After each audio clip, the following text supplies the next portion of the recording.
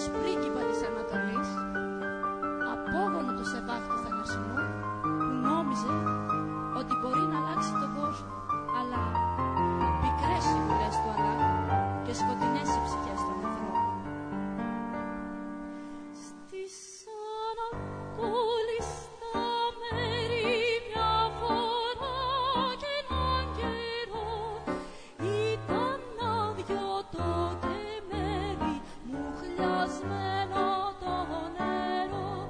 Στη Μοσούλη, στη Μασόρα, στη παλιώτη χουρμαδιά, πικραμένα κλαίνε τώρα της ερήμου τα παιδιά.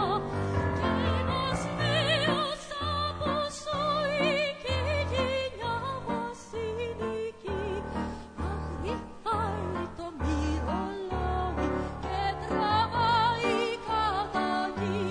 Τον κοιτάνε οι Βεδουίνοι με ματιά λυπητερή, κι όρκος τον Αλλάχ τους δίνει πως θα αλλάξουν οι καιροί.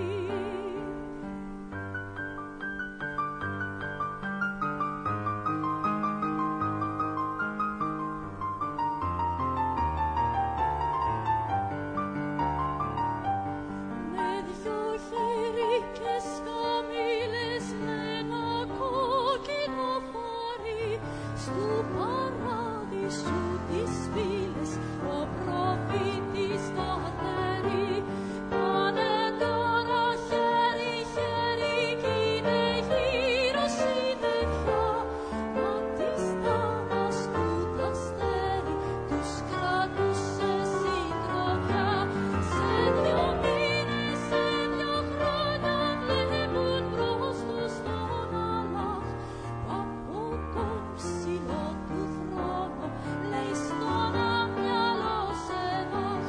Νικημένα μου ξεφτέρι δεν αλλάζουν οι καιροί, με φωτιά και με μαχαίρι ο προφήτης καρτερεί.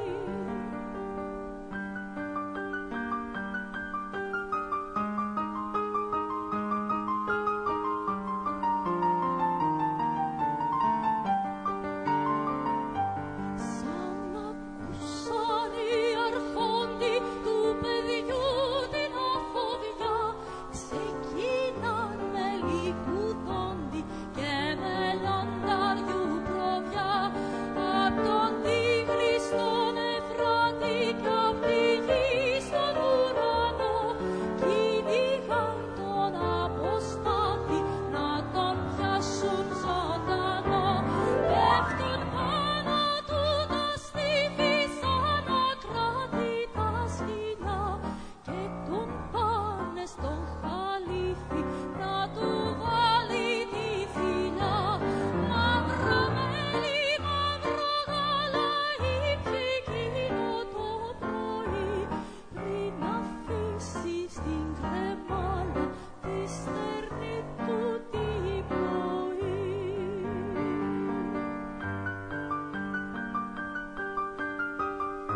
Καληνύχτα, Κεμάλ.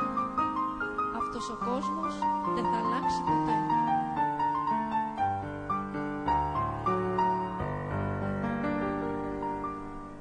Καληνύχτα.